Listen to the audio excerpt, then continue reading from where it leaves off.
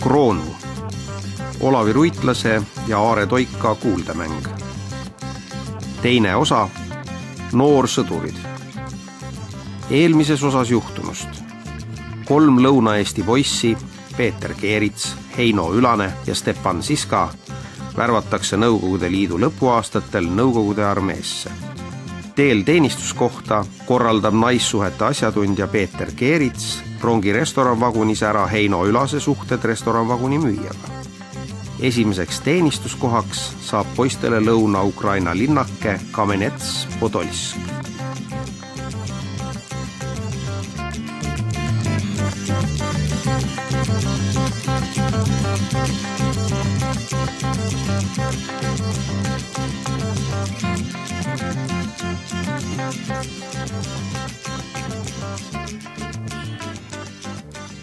Noorsõdurite Peeter Keeritsa, Stepan Siska ja Heino Ülase nördimuseks selgus otsekohe, et Nõukogude Liidu teenimiseks ei ole kunagi liiga vara. Peetri nõudmise peale, et saaks eluks vajalikud 7 tundi täis magada, seltsimees Ponomarjov ainult irvitas.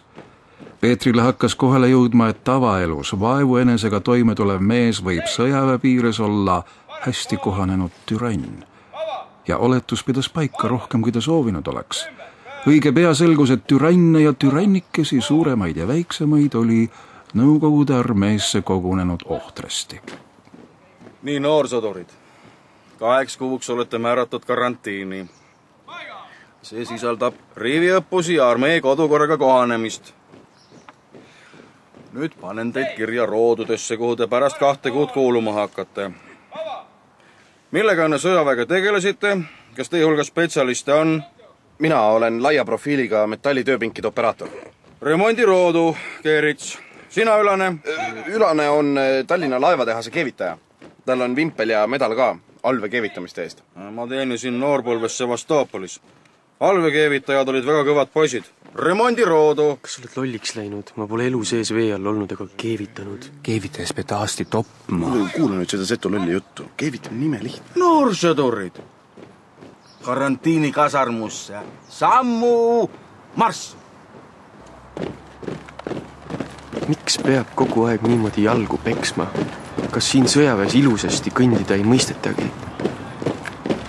Järgnevad 2 kuud karantiinikasarmus said nii Heino, Peetri kui ka Stepani elus ajajärguks, millest nad edaspidises elus suuremat rääkida ei soovinud. Tere! Kas siin on karantiinikasarmu? Ehk pidalitõbiste palat? Tunned surma hingust? Tuh! Küll näed, pidalitõbiste palat on karantiinikasarmuga võrreldes puhkekodu. Oju! Äratus! Rivistus! Hommiku võimlemine! Rivistus söögikorraks! Rivistus õppusteks! Rivistus hommikuseks ülevaatuseks! Häire! Gaasimaskid! Nõrda staaderi! Marss! Pärni tuppa! Marss! Õlerahu! Pelerasti! Kui noored rampraskesse unne vajusid, oli vanakestel aeg päeva viimase spordisündmuse jalgratturite lühisprindi jälgimiseks küps. Seersandid rebisid Lenini toast võetud sõjaväemäärustikust lehekülgi ja torkasid igale magavale noorele jalgratturile ühe Nõukogude Liidu marssali enda kinnitatud paberi kummagi jalavarvaste vahele. Kui võistlejad stardipositsioonil tuli paberid enam-vähem üheaegselt süüdata ja hetke pärast algavat põnevat jalgrattavõistlust nautida. Rivi stardib ebaühtlaselt. Esimesed tõstavad jalad maast, rõhuvad pedaalidele. Kiirus kasvab, muutudes mõne sekundi jooksul profi jalgratturitegi mõistes konkurentsivõimelised. Teised sügavama unega koguvad sisemist tulmjad otse kui kaaludes siis stardi eel. Sööstavad siis otse kui keeristorm kannul teistele järele näed, jõuavad kõrvud.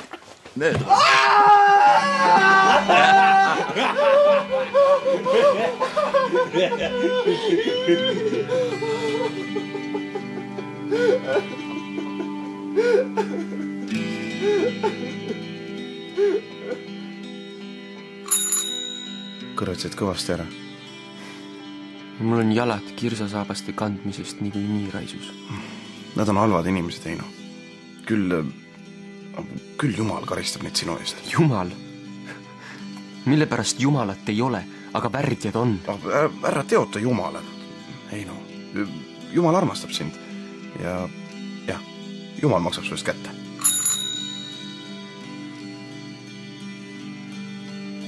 Seersandid Matvijenko ja Lebedev tundsid jalgades tulist kõrvetust. Alateadlikult tundsid nad ära noorsõduri põlvest tuttava jalgratta.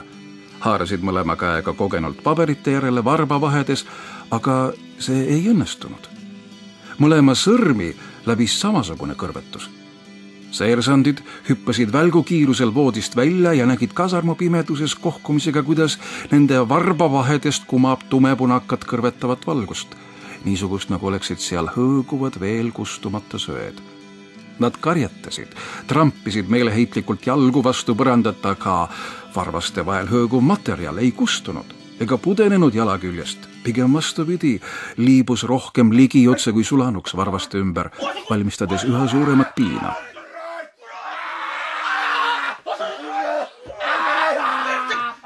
Keegi teie seast on vanade vastu kätt tõstnud! Keegi teie seast on meie varvaste vahele pannud põlema mati! Kes? Pederastid! Kes? Pederastid! Vaata, Heino. Elus on alati nii, et kui sa kellegi vastu halb oled, on elu järgmisel hetkel sinu vastu niisama õel. Noorsõdurid! Teie teenistuspäevi on kogunenud 2 kuu jagu, karantiin on läbi. Valmistuge asuma võitluspositsioonidele teile eelnevalt määratud roodudes. Teenin Nõukogude Liitu!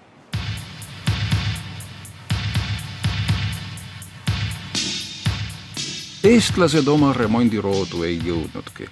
Peastaabist saabus teade, mis kohustas uue Arhangelski linnas tegutsema hakkava teedeehituspataljoni koosseisu ära andma 4 meest, täpsemalt 3 spetsialisti pluss 1 ohvitseri, kelleks sai jälle tusase näoga seltsimees Ponomarjov.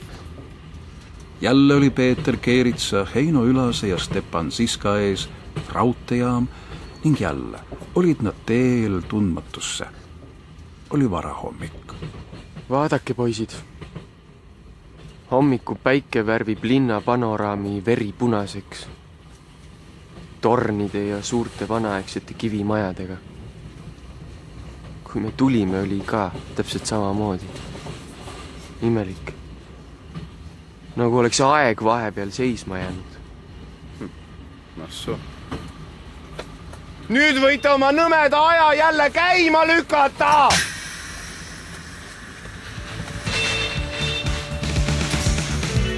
Застоялся мой поезд домой. Снова я уезжаю, пора. На пороге ветер заждался меня. На пороге осень моя сестра. После красно-желтых дней начнется и кончится зима. Горе ты мое дума, не печалься, гляди веселей.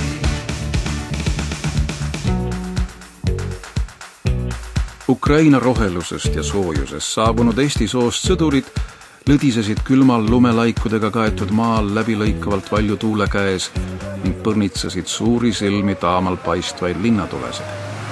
See siis oligi Arhangelsk. Väeosa number 32010 kasarmute vahel loivas ringi kirju seltskond. Mõned sõdurid loivasid käed taskus suitsetamiskoha ümber, tegemata väljagi, kui mõni ohvitseridest mööda juhtus minema. Näit! Näit või? Tähes annaki au. Tähes liiguta perski, kui kapten müüda läts. See koht ei ole turvaline. Vale, Heino. Siin lõhnab seltskonna järele. need sõdurid ja ohvitserid siin ei saa olla rohkemat ega vähemat kui mujalt välja praagitud saast. Nagu meie isegi. Meie oleme ju spetsialistid. Joondu! Valvel! Mina olen siis meie siia Arhangelskisse komplekteeritud väeosa number 32010 komandör Dmitri Stalitsõn.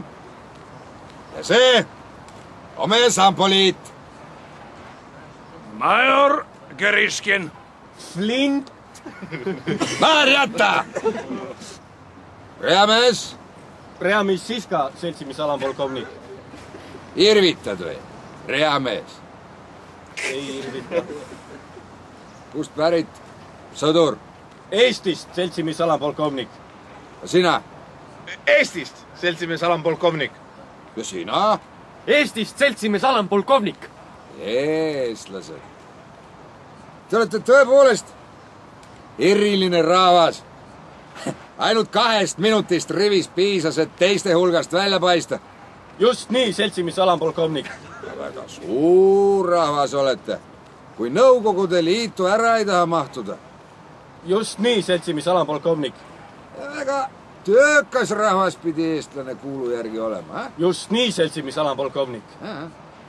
Vaat siis lubage mul kasutada teie parimaid omadusi. Vaba Eesti eest, rahvarinne, parem pool, sihtkoht, karauuli peldik ja selle ümbrus, ülesanne, steriilne puhtus. 1,5 tunni pärast minu isiklik kontroll. Sammu, marss!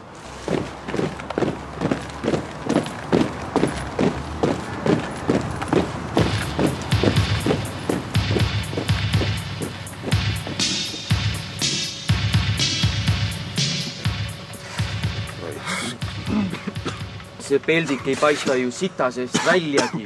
No vast ülehinnasime eestlasi võimit. See osa Nõukogude Liitu haiseb veel rõvedamalt kui Petseri söökla neljapäevasel kalapäeval. Kae.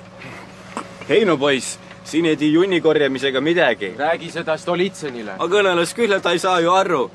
Siia on detailplaneeringut vaja. Detail? Mis asja? Mis sa ajad? Siska! Siska! Mida sa teed? Mis sa selle traktoriga? Siska ega detailplaneeringut sahaga ei tehta. Mis sa teed? Rahvarinne on diil! Stalitsõn!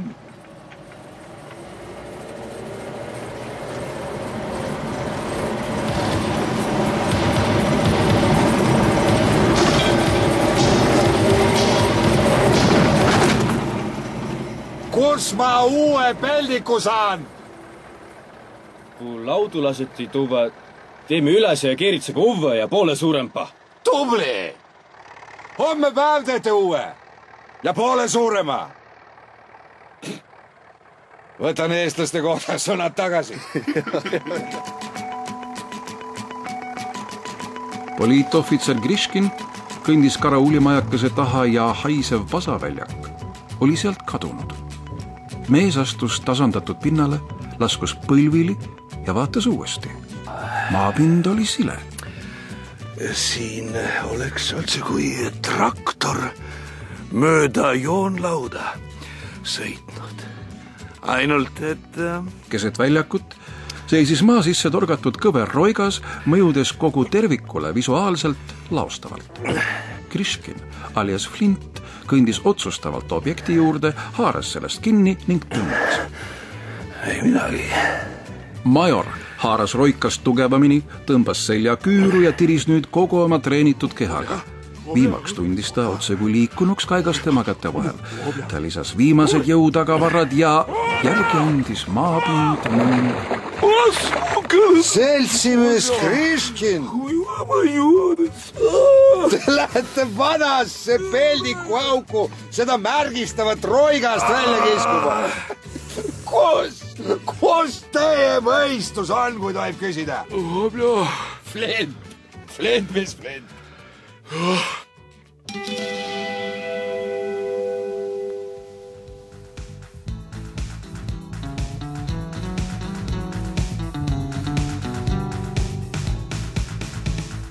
kõige rohkem elus, vihkas Heino vägivalda. Sellisel kujul nagu väeosas number 32 ei uskunud ta seda aga maailmas olemaski olevat. Päevi läbisid kaklused, mõnitused ja viha. Enamuse sõdurite naljavajaduse rahuldas kaaslaste alandamine ja mõnitamine ning kes juba kord hammasrataste vahele jäänud, sellele enam inimväärset hetke ei antud. Inimesed tema ümber olid tugevad ja julmad ning tema paraku liiga nõrk. Oli selge, et ühel päeval tuleb ka tema kord, sest teistest kiduram kasv ja olek ei saanud kaaslastele märkamatuks jääda. Eestlane, minu juurde! Eestlane raisk siia! Mis on? Miks sa fašist minu voodi ära sittusid? Mina ei teinud seda. Mis see on? Pastakas. Sina sitakott sikerstad pliiatsit. Sina koristad voodi kah ära. Ei! Fašist ütles ei! Kurat, mis sul viga on, Aliiv? Mis sa tegid talle? Midagi ei teinud. Sitakott teritas mu voodi peal pliiatsit. Mis siit?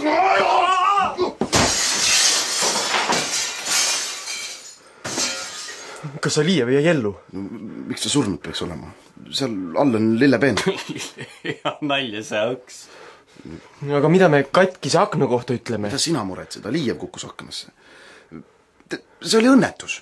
Lapsed mängisid tagaajamist ja Aliiv ei saanud mänguhoos enne akent pidama. Elus. No mis see polu tähendab? Polu joobnute. Polu on vene keeles ülem ja joobnute ja rass. Ülev rass. Pidage see meeles, Eesti poisid. Pidage meeles. Aga nüüd sööklasse. Ahvi!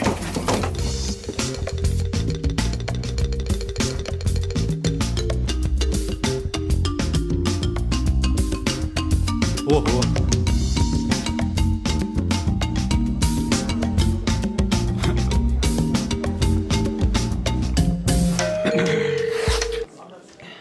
Nimetud värvi aurav mass. Kuradi moldaavlased. Mis moldaavlased? No süüa teevad meile moldaavlased. Süük on küll hää lämmi. Muidu võin surnus külmele. Kartulipuder lihaga vist. Pigem tapeedi, liim tapeediga. Ei lähe alla. Nii palju pudust. Supp. Hapukapsa lõhnaline vedelik, arvatavasti supp. Liha supi sees ei ole. Mis ma näen? Vedeliku peal hulbipüks ja üks suur rasvalaik. Aga ohvitseride jaoks on kaetud eraldi laud. Pruuniks praetud kartulid, lihalõigud, sipularõngad. Kui ma üks tšää, kas ma pead siis lõikalt minete nummi persid nuumama? Vaatame seda asja.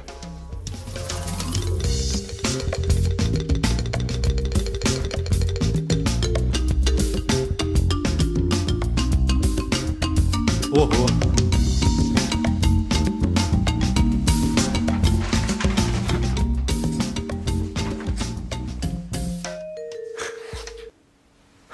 Kuivatatud porgandid. Ei ole võimalik. Kuivatatud porgandid. Mida sa nuhid? Köögis ei tohi olla. Kõht jäi tühjaks. Söönud siis kõht korralikult täis. Tõmba uttu. Tahtsin sinuga äri teha. Oleks paar lihakonservi ostnud. Pood on sul siin või? 2 rubla tükk. 2 rubla? 2 rubla. See teeb 4 pakki sigarette, häid filtriga sigarette või 2 rubla eest saad autolavkast 5 šokolaadi. Ja ega ma 1 konservi järele tulnud. Ikka mitme. 5 konservi võrdub pudeli veiniga. No mitte sellise hea viinamarja veiniga, nagu teil seal Moldaavias on. Aga no ikkagi. Ja sama konnipudel maksab 15. Mitu konservi? 4. 5. Ikka võtaks 5. Näita raha. Pidab õue. Kähku. Oi. Mida ma näen? Konservid. Tõmbutu. Sa kuradi lammas müüd konserve. Sa varastad. Ei varasta. 2 rubla konserv. Nii, kui mina sellest räägin, lendad sina roodu usbekkide kätte Ja vaata, kõik need uspekid on kodus lammast pannud ja küll panevad moldaavlas kahku vaja. Eks? Sa eestlaste lauda tead? Tean. Kui sa meid veel korra sellise sitaga söödad nagu lõuna ajal, siis nagu ma ütlesin, Usbekistani moodi. Jah. Lähme Ülane. Minu kümnikas. Aitäh.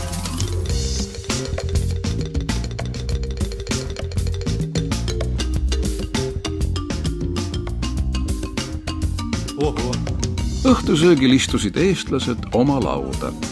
Peeter liigutas kulbiga pudrunõus ja...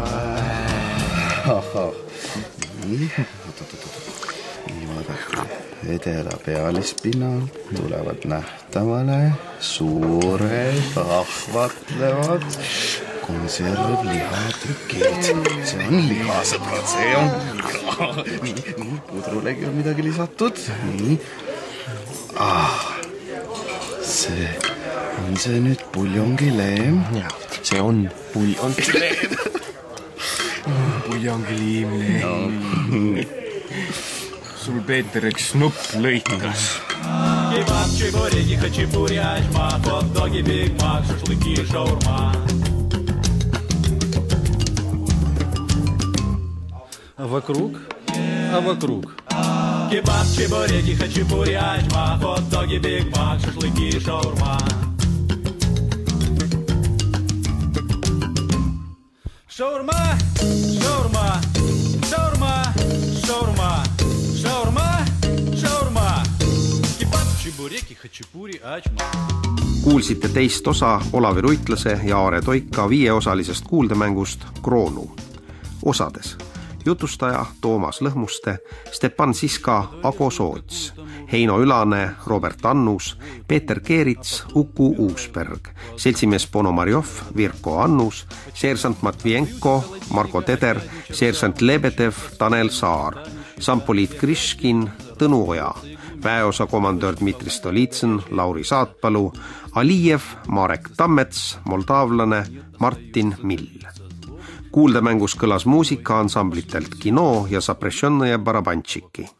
Režissöör Aare Toika, helirežissöör Külliki Valdmaa, assistent Virko Annus, toimetaja Pilleriin Purje. Raadioteater 2007. Вокруг. Kebab, чебуреки, хачапури, ачма, хот-доги, Биг Мак, шашлыки, шаурма. Шаурма, шаурма, шаурма, шаурма, шаурма, шаурма.